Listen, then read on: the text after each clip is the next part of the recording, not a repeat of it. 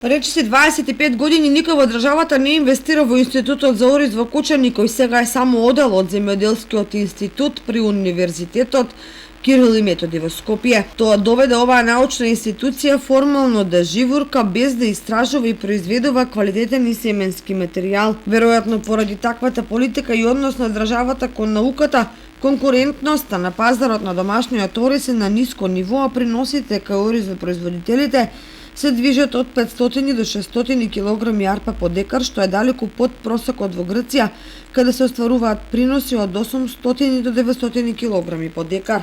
Научно-истражувачката работа, иако треба да допринесе за зголемување на квалитетот и квантитетот на домашното производство, како одминува времето, е се повеќе занемарена. Само тројца вработени, од кои двајца универзитетски професори и еден правник, не може да селектираат и да произведуваат семенски материјал.